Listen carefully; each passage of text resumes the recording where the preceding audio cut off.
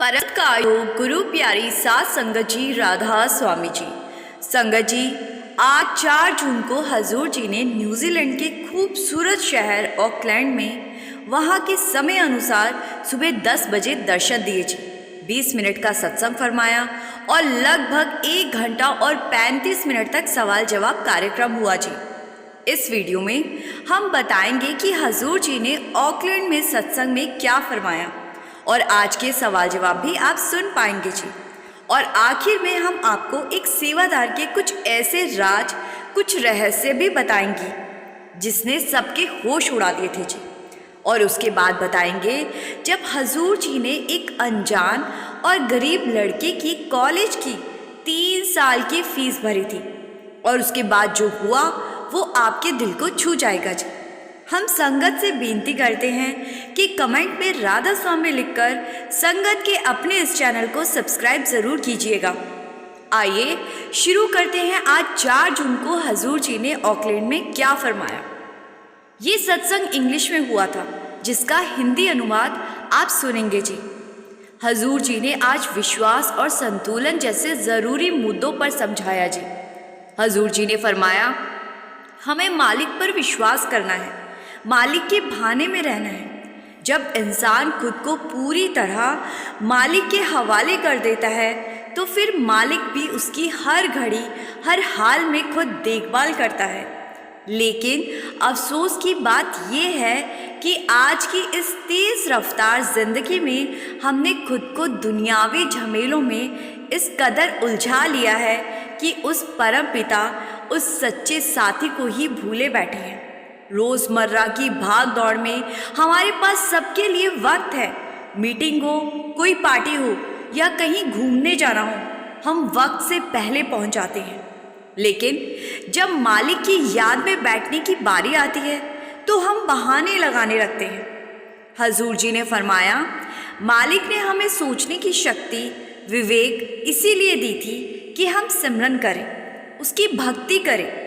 लेकिन हमने तो अपनी स्वार्थ की लिस्ट को ही ऊपर रखा और जो हमें सब कुछ देता है उसे सबसे नीचे रख दिया, या यूं कहें बिल्कुल ही भुला दिया। इसके बाद हजूर जी ने बहुत ही सुंदर तरीके से ज़िंदगी में संतुलन की अहमियत को समझाया जी। हजूर जी ने फरमाया, बाबा जी हमें बार बार यही सिखाते हैं कि भौतिक ज़रूरतों और आत्मिक जीवन के बीच एक संतुलन बहुत ज़रूरी है। लेकिन आज क्या हो रहा है, हम रात को मोबाइल अपने तकिए के नीचे रखकर सोते हैं और सुबह आंख खुलते ही सबसे पहले मालिक को याद करने के बजाय मोबाइल स्क्रीन पर झांकने लगते हैं, जैसे रात में दुनिया उलट पुलट हो गई हो। जबकि सुबह उठकर हमें सबसे पहले मालिक का शुक्र अदा करना चाहिए और कुछ देर मालिक की याद में बैठना चाहिए। हजूर जी ने समझाया कि जब तक हम मालिक के लिए वक्त नहीं निकालेंगे, तब तक उसके लिए समय नहीं निकालेंगे, तब तक हमें भीतर कोई सच्चा अनुभव नहीं होगा। जैसे हम इस दुनिया में खाली हाथ आए थे, वैसे ही एक दिन बिल्कुल खाली लौट जाएंगे अगर हमने समय रहते कुछ भीतर नहीं जोड़ा। संगत जी, ये महत्वपूर्ण बातें जो हजूर जी ने फरमाई। चलिए अब सुनते हैं आज 4 जून को ऑकलैंड में हुए हजूर जी के सवाल जवाब। सबसे पहले एक भाई ने बहुत गहरा सवाल किया जी, हजूर जी जब आखिरकार इस दुनिया को छोड़ ही देना है तो फिर इसे बनाने की ज़रूरत क्या थी? मालिक ने इस संसार को क्यों रचा? इस पर हजूर जी ने बड़ी खूबसूरती और गहराई से जवाब दिया जी, बेटा ये सारा संसार मालिक की मौत से बना है। ये एक लीला है, एक खेल है, एक अनुभव है।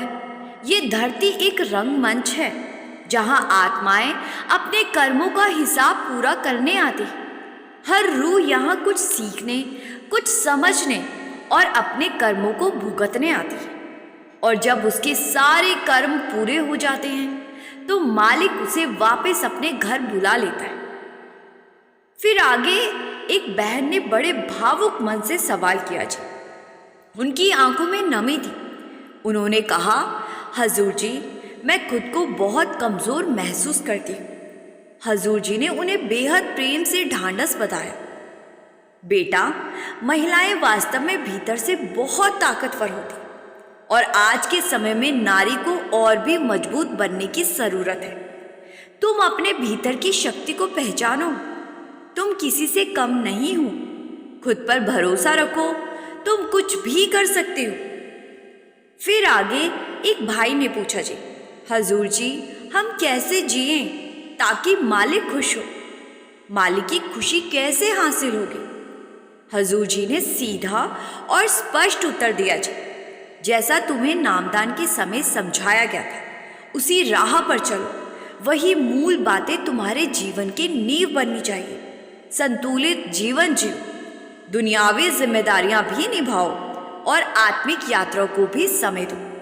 और अगर किसी को नामदान नहीं मिला तो उसे भी संतुलन में रहना चाहिए। एक अच्छा इंसान बनकर जियो और मालिक की रजा में रहो। फिर आगे एक भाई ने पूछा, हजूर जी, ये पवित्र ग्रंथ पोथियां, इनका क्या महत्व है और आज के समय में सद्गुरु की क्या भूमिका है? क्या सिर्फ पोथियां पढ़कर रूहानी तरक्की मुमकिन है?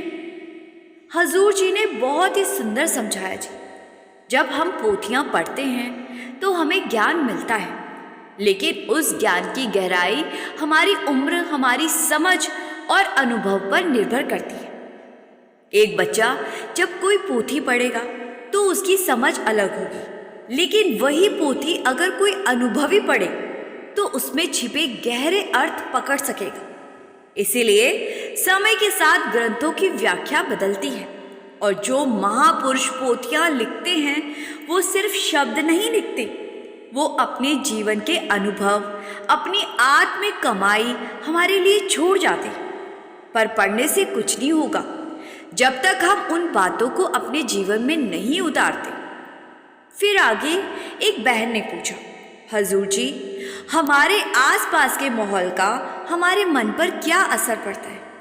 हजूर जी ने बहुत ही सुंदर ढंग से समझाया, जी हमारा मन बहुत संवेदनशील है। वो जिस वातावरण में रहता है वैसा ही ढल जाता है। सत्संग, सेवा और संगत का उद्देश्य यही है, एक ऐसा माहौल देना जो मन को सही दिशा में ले जाए। जैसे फूल को खुशबू देने के लिए सही मिट्टी चाहिए, वैसे ही मन को रूहानी तरक्की के लिए पावन संगत की ज़रूरत होती है, जी। फिर आगे एक बहन ने सवाल किया, बाबा जी, मैं सबके साथ अच्छा व्यवहार करती हूँ, लेकिन लोग फिर भी मेरे साथ गलत करते हैं, ऐसा क्यों होता है? हजूर जी ने बड़े ही शांत और सटीक शब्दों में जवाब दिया, बेटा, दूसरों के कर्म उनके अपने हैं, हमें अपने कर्मों को देखना है। अगर कोई हमारे साथ गलत करे तो हमें भी पूरा करने की ज़रूरत नहीं है। अच्छाई पर टिके रहो। अगर वो बुरा कर रहे हैं तो उसका फल उन्हें ही मिलेगा। हमें तो सही रास्ते पर चलना है। प्रतिशोध की भावना से कुछ नहीं मिलता, और अगर कोई कुछ कहता है तो उसे पलटकर जवाब देने की ज़रूरत नहीं है, क्योंकि ऐसा करने से हम भी उसी कर्म में शामिल हो जाते हैं।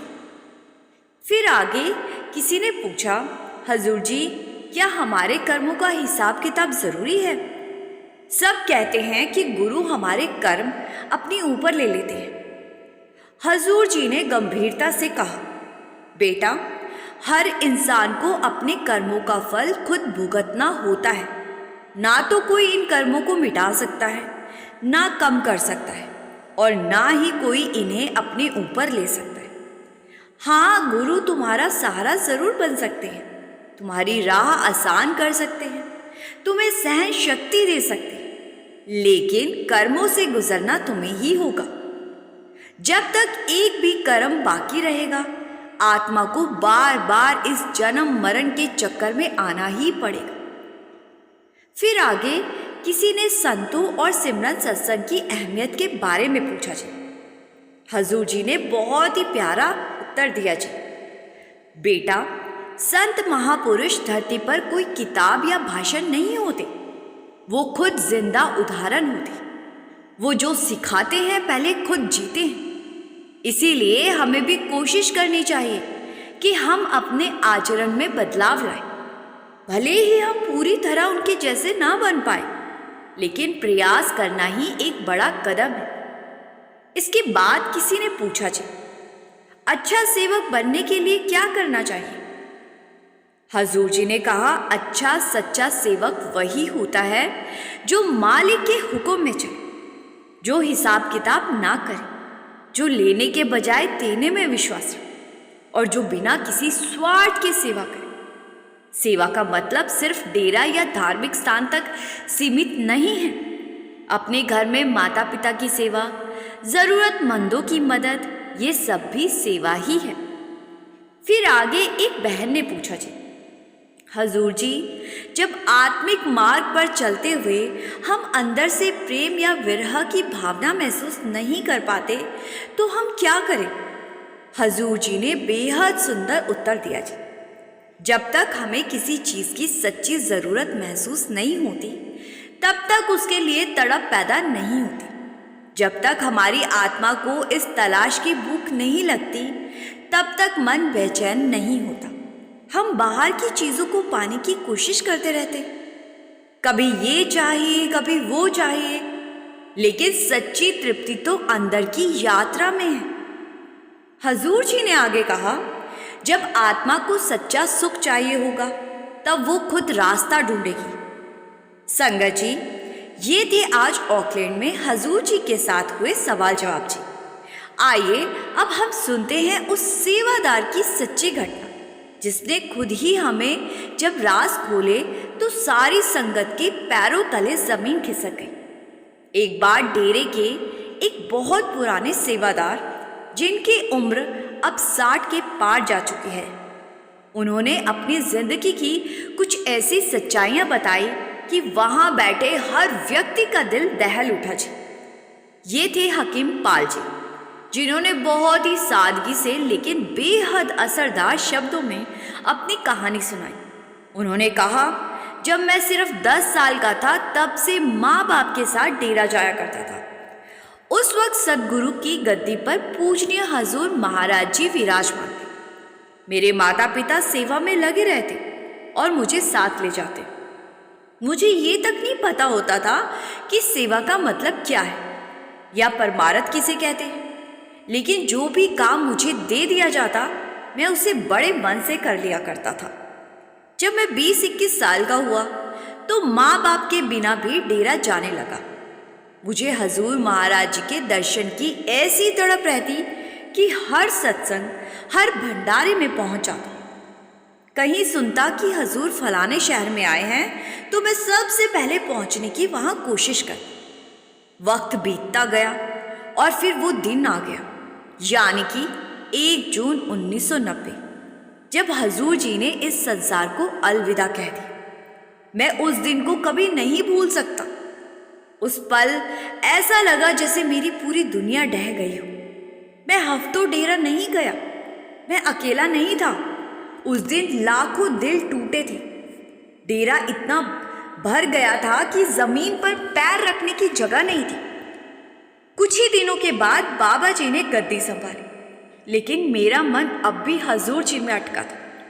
मैं सोचता, अब वहां जाने का क्या मतलब। जब माता पिता ने बहुत प्रेम से मुझे समझाया, बेटा सद्गुरु शरीर नहीं, वो तो चेतना है। उनका रूप जरूर बदलता है पर वो स्वयं कहीं नहीं जाते। हजूर जी अब बाबा जी के रूप में हमारे सामने हैं। उनकी बातों ने मेरे भीतर कुछ हलचल पैदा की और फिर अगस्त 1990 में मैं दोबारा डेरा जाने लगा। मैंने सेवा फिर से पकड़ ली। दिन बीतते गए, मन रमता गया। मेरी लगन देखकर मैनेजमेंट ने मुझे एक बड़ा जिम्मेदारी वाला ओहदा दे दिया। अब मैं उन इलाकों में जा सकता था जहां आम सेवादारों को इजाज़त नहीं मिलती। मेरी गाड़ी भी डेरे के कुछ विशेष हिस्सों तक पहुंच सकती थी। शायद यहीं से मेरी असली परीक्षा शुरू हुई और मेरी अज्ञानता के कारण मेरा पतन भी यहीं से शुरू होने जा रहा था। ये विशेषाधिकार धीरे धीरे मेरे भीतर अहंकार बनकर पनपने लगे थे। मुझे लगने लगा कि मैं अब बहुत बड़ा साहब बन चुका। मेरा रवैया बदलने लगा। संगत से बात करने का ढंग रूखा हो गया और अपने जैसे बाकी सेवादार मुझे छोटे लगने लगे। जिस सेवा को मैं कभी नम्रता से करता था, अब वो मेरे लिए इज्जत और ताकत का जरिया बन चुकी थी। अगर कोई संगत मुझसे कुछ पूछती तो मैं घमंड भरे लहजे में जवाब देता, जैसे मैं किसी ओहदे पर नहीं, किसी सिंहासन पर बैठा। मैं चाहने लगा कि लोग मेरे आगे झुके, मुझे सलाम करें। मैं भूल चुका था कि परमार्थ में कोई बड़ा या छोटा नहीं होता, सब एक बराबर होते हैं।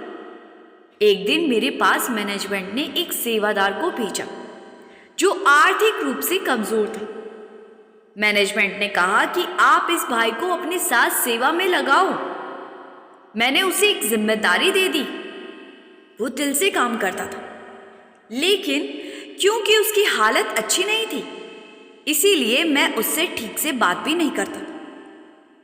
आज मैं सोचता हूं, शायद वो मालिक की तरफ से भेजी गई एक परीक्षा थी और मैं उस इम्तिहान में बुरी तरह नाकाम हो गया था।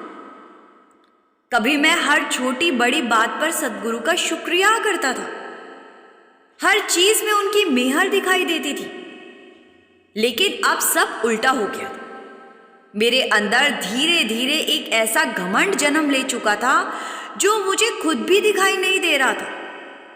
मैं सोचने लगा था कि जो कुछ मिला है वो मेरी मेहनत और काबिलियत का फल है। मैं ये मान बैठा था कि मेरा डिपार्टमेंट मेरी वजह से ही चल रहा है और अगर मैं हट गया तो शायद वो बंद हो जाए। मैंने सेवा को मालिक की कृपा की बजाय अपनी उपलब्धि समझ ली थी और यही मेरी सबसे बड़ी भूल थी जी। अब ना सिमरन में मन लगता था, ना सत्संग में मन लगता था। मैं सिमरन में बैठता भी तो ध्यान कहीं और भटक जाता। मुझे ध्यान में भी यही दिखता कि लोग झुककर मुझे सलाम कर रहे हैं।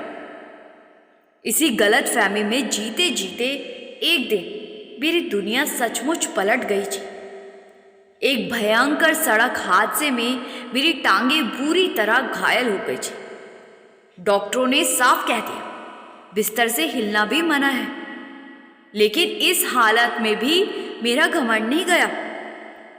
मैं बिस्तर पर पड़ा था, लेकिन मन अभी भी यही सोच रहा था कि वहां सेवा कैसे चल रही होगी, डिपार्टमेंट कैसे संभल रहा होगा। मुझे यकीन था कि मेरी गैर मौजूदगी में सब कुछ बिगड़ गया होगा।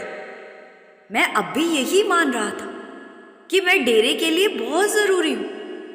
समय अपनी रफ्तार से बीतता रहा जी, लेकिन मैं समझ नहीं पा रहा था कि मेरी जिंदगी में ये सब क्यों हो रहा है। बिस्तर पर पड़े हुए 15 दिन से ज्यादा हो चुके थे। अब शरीर से ज्यादा आत्मा थक गई थी। भीतर एक बेचैनी सी थी, कोई ऐसा खालीपन जो किसी को भी अंदर से तोड़ दे। एक रात जब नींद आंखों से कोसों दूर थी और मेरा मन सवालों से भरा पड़ा था जी, मैंने पूरी सच्चाई से बाबा जी को पुकारा। मन ही मन उनसे शिकवा किया, बाबा जी, मैं बचपन से लेकर अब तक आपकी संगत में जुड़ा रहा, सेवा करता रहा, फिर भी आज इस हालत में क्यों हूं? ना भजन हो पा रहा है, ना सेवा के लायक बचा। उसी रात मुझे एक सपना आया, लेकिन वो सपना नहीं था, जैसे कोई चेतावनी, कोई जवाब था। बाबा जी मेरे सामने खड़े थे। उनका चेहरा बेहद शांत, आंखों में वही करुणा, वही अपनापन था। उन्होंने मुस्कुराते हुए कहा, बेटा, उस एक्सीडेंट वाले दिन तेरी किस्मत में काल का शिकार होना लिखा था, लेकिन तूने मेरे बच्चों की, मेरी संगत की, सच्चे दिल से सेवा की है, इसीलिए मालिक ने तुझे काल से बचा लिया और सिर्फ कुछ दिनों की तकलीफें देकर तेरा निपटारा कर दिया। अब ये जो वक्त तुझे मिला है, ये तू कैसे गुजारता है, ये तुझ पर निर्भर करता है, पर हिसाब तो देना ही पड़ता है, चाहे सेवा की हो या गलती की हो। फिर बाबा जी ने जो कहा, उसने मुझे भीतर से झकझोर दिया। बाबा जी ने कहा, तुझसे मालिक को किसी और ने दूर नहीं किया बेटा, तू खुद ही उनसे दूर हो गया। तेरे अंदर मैं और मेरी की जगह बन गई थी। जब सेवा में ये अहंकार आ जाए, जब हम अपने आप को ज़रूरी समझने लग जाए, तब समझ लेना कि हमारी परमार्थ की यात्रा वहीं थम जाती। मालिक फिर हमें आगे नहीं ले जाता, बल्कि पीछे धकेल देता है। और यही वजह है कि तेरा मन अब सिमरन में नहीं लगता। इतना सुनते ही मैं फूट फूट कर रो पड़ा।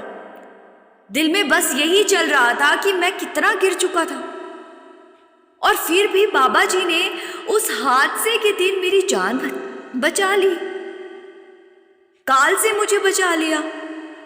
मैं मन ही मन उनसे माफी मांगता रहा, और उसी पल मैंने तय कर लिया, अब जो भी समय इस बिस्तर पर बिताना है उसे रो रो कर नहीं, बल्कि शुक्राने और सच्चे भाव से जीऊंगा। 3-4 महीने में धीरे धीरे शरीर ने साथ देना शुरू किया। जब थोड़ा चलने लायक हुआ तो मैं सबसे पहले डेरा गया। वहां पहुंचते ही मेरी नजर अपने डिपार्टमेंट पर पड़ी, वही विभाग जिसे कभी मैं संभालता था। उस विभाग को अब उस सेवादार को सौंप दिया गया था जिसे पहले मैं तुच्छ, गरीब और अयोग्य समझता था। उसे देखकर मेरे चेहरे पर मुस्कान आ गई, और जैसे ही उसने मुझे देखा वो दौड़ते हुए मेरे पास आया और बोला, भाई जी आप आ गए, अब तो सेवा आप ही संभालिए, ये जिम्मेदारी आपके बिना पूरी कहाँ होती है। उसकी बातों में इतना अपनापन और विनम्रता थी कि मेरी आंखें भर आई। मैंने उसे गले से लगाया और प्यार से कहा, भाई अब ये सेवा तेरी है, तू इसे संभाल और आगे बढ़ा। मुझे तो किसी छोटी सेवा में लगा दे, जितना मुझसे हो पाएगा मैं कर लूंगा। मेरा दिल भीतर से कांप रहा था। मैं सोच रहा था जिसे कभी मैं कुछ नहीं समझता था, आज वही मुझे इतने प्रेम और आदर से देख रहा है, और मैंने उसके साथ ना जाने कितनी बार गलत सलूक किया था। उसी दिन मुझे परमार्थ की असली पहचान हुई थी। अगर हमारी सेवा में मैं और मेरी का जहर घुस जाए, अगर हम लोगों में फर्क करने लगे, भेदभाव करने लगे, तो समझ लेना चाहिए कि मालिक हमें अपनी नाव से उतार चुके हैं जी। उस दिन से लेकर आज तक मैंने सबको प्रेम की भावना से ही देखा है। संगत जी, ये सब बताते हुए इन भाई जी की आंखें भर आई थी। संगत जी, अभी आप सब वीडियो में बने रहिए जी। अब आपको एक और बेहद दिल को छू लेने वाला किस्सा सुनाने जा रही हूँ जी। जब हजूर जी ने एक अनजान और मजबूर बच्चे की कॉलेज की फीस भर दी थी, और आगे चलकर ये बच्चा बहुत बड़ा सरकारी अधिकारी बन गया, और फिर इसने हजूर जी को उनकी दी हुई मदद यानी कि फीस लौटाने की सोची, तो हजूर जी ने इसको क्या कहा। एक वरिष्ठ अफसर ने एक बार बहुत भावुक होकर संगत के सामने अपनी जिंदगी का एक ऐसा सच साझा किया जिसे सुनकर सबकी आंखें भर आई। उन्होंने कहा, अगर उस दिन हजूर महाराज जी ना होते तो आज इस धरती पर मेरा कोई नामो निशान भी ना होता। आज जो लोग मुझे सम्मान से देखते हैं, जो मैं इतने ऊंचे पद पर हूँ, ये सब मेरे सद्गुरु की कृपा का ही परिणाम है। वो अफसर बताने लगे, उनका बचपन बहुत तंगहाली में बीता। आर्थिक हालत इतने कमज़ोर थे कि 2 वक्त की रोटी भी मुश्किल से जुटती थी। जैसे जैसे पढ़ाई करते हुए वो चंडीगढ़ के एक कॉलेज तक पहुँचे, लेकिन जब एडमिशन की फीस जमा करनी थी तब जेब में 1 रुपया तक नहीं था। कई बार कॉलेज वालों से गुजारिश की, लेकिन अंत में उन्हें साफ कह दिया गया कि फीस नहीं दी तो पढ़ाई बंद और आपको कॉलेज से निकाल दिया जाएगा। एक दिन वो कॉलेज के गेट के पास खामोशी से खड़े थे। उनकी आंख नम थी और मन में सिर्फ एक ही सवाल था, क्या मेरा सपना यहीं खत्म हो गया? और ठीक उसी वक्त हजूर महाराज जी वहाँ किसी परिचित छात्र से मिलने पहुँचे थे, लेकिन जैसे ही उनकी नज़र उस दुखी लड़के पर पड़ी, उन्होंने तुरंत किसी से पूछा, ये बच्चा कौन है, रो क्यों रहा है? जवाब मिला, सर ये बहुत ही होनहार लड़का है, लेकिन गरीब है, फीस नहीं दे पाया, इसीलिए इसको कॉलेज ने बाहर निकाल दिया। महाराज जी ने उसे पास बुलाया, बहुत ही स्नेह से उसके सिर पर हाथ फेरा और पूछा, बेटा कितनी फीस बाकी है? लड़का पहले तो कुछ नहीं बोला, लेकिन जब हजूर जी महाराज जी ने दोबारा पूछा तो आंखों से आंसू के झरने गिरने लगे और रूंधे गले से बोला, बापूजी इतनी फीस है। महाराज जी ने कुछ सोचे बिना कॉलेज में अंदर जाकर पूछा, इस बच्चे की पढ़ाई कितने साल की है? तो उनको जवाब मिला, 3 साल का कोर्स है। महाराज जी ने वहीं खड़े खड़े पूरे 3 साल की फीस जमा कर दीजिए। और उस दिन के बाद उस लड़के ने पढ़ाई में दिन रात एक कर दी। जब आखिरी सेमेस्टर का परिणाम आया तो उसने पूरे पंजाब में टॉप किया जी। उसका नाम और तस्वीर अखबारों में छपी जी। यही तस्वीर जब हजूर जी ने देखी तो उन्हें इस बच्चे पर गर्व हुआ। उन्होंने डेरा से संदेश भेजा कि उसे मेरे पास बुलाओ। जैसे ही ये संदेश उस लड़के के पास पहुंचा तो वो लड़का भागकर घर आया और अपनी माँ से कहा, माँ डेरा ब्यास वाले हजूर महाराज जी ने मुझे डेरा बुलाया है। माँ को यकीन ही नहीं हुआ। माँ ने कहा, इतने बड़े संत तुम्हें क्यों बुलाएंगे? कहीं तू मजाक तो नहीं कर रहा? तो बेटा बोला, नहीं माँ ये सच है, तू बस वो काला कोट निकाल दे जो कॉलेज में पहले दिन पहनकर गया था। माँ ने कोट तो निकाल दिया, लेकिन अब वो छोटा हो चुका था। उसके पास दूसरा कोई कोट नहीं था। फिर भी उसी कोट में वो डेरा निकल पड़ा। रास्ते भर बस यही सोचता रहा कि महाराज जी मुझे इस छोटे से कोट में देखेंगे तो क्या सोचेंगे। लेकिन माँ के शब्द याद आ गए, बेटा महाराज जी इंसान के कपड़े नहीं देखते, वो इंसान के दिल का हाल पहचानते हैं। तू चिंता ना कर, महाराज जी कुछ नहीं बोलेंगे। कुछ देर के बाद वो डेरा पहुंचा। महाराज जी कुछ सेवादारों के साथ बैठे थे। लड़का कमरे में दाखिल हुआ और बार बार उस छोटे कोट को नीचे खींचने लगा। महाराज जी मुस्कुराए और प्यार से बोले, आजा बेटा, कोट क्यों खींच रहा है? एक दिन यही कोट इतना बड़ा हो जाएगा कि सारी दुनिया तुझे सलाम करेगी और तेरे पास हर रंग हर साइज के कोट होंगे।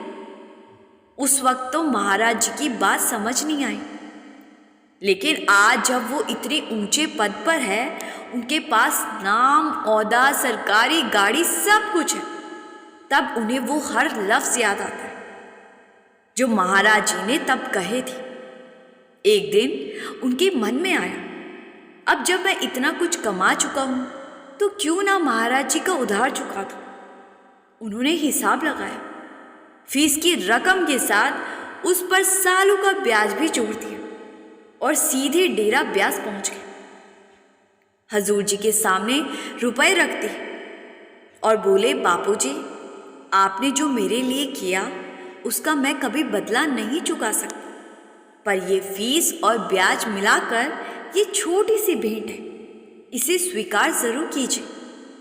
महाराज जी मुस्कुराए और उसे पास बुलाया, सिर पर हाथ रखा और कहा, बेटा उस दिन तू मुझे बापू कहकर रो रहा था, आज बाप से हिसाब करने आया है। और फिर एक हल्की सी चपत लगाकर बोले, मैं ये पैसे नहीं लूंगा। हाँ, अगर तुझे कभी तेरे जैसे ही कोई ज़रूरतमंद मिल जाए तो इन पैसों से उसकी मदद ज़रूर करना, तब मानूंगा कि तूने मेरा कर्ज चुका दिया। इतना सुनते ही उस अफसर की आंखों से आंसू रुक ही नहीं पा रहे थे। वो उठकर बाबा जी से लिपट गया। संगत जी, हमारे सद्गुरु हर रोज ना जाने कितनी जिंदगियों को इस तरह छूते, संवारते हैं और फिर चुपचाप बिना किसी दिखावे के आगे बढ़ जाते हैं। उनकी दी हुई मदद की सच्चाई हमें तभी पता चलती है जब कोई अपने अनुभव को संगत के सामने साझा करता है जी। सच में हमारे सद्गुरु की दया का कोई मोल नहीं। गुरु सिर्फ सत्संग सुनाने नहीं बल्कि हमारी जिंदगी बनाने आते। संगत जी, इसी के साथ मैं आपसे यहीं विदा लेती हूँ। अगर आपको ये साखी दिल से लगी हो तो नीचे राधा स्वामी लिखकर हमें ज़रूर बताएं जी। और संगत के अपने इस चैनल को सब्सक्राइब कर इस चैनल का एक हिस्सा ज़रूर बने जी। गुरु प्यारी सात संगत जी, राधा स्वामी जी।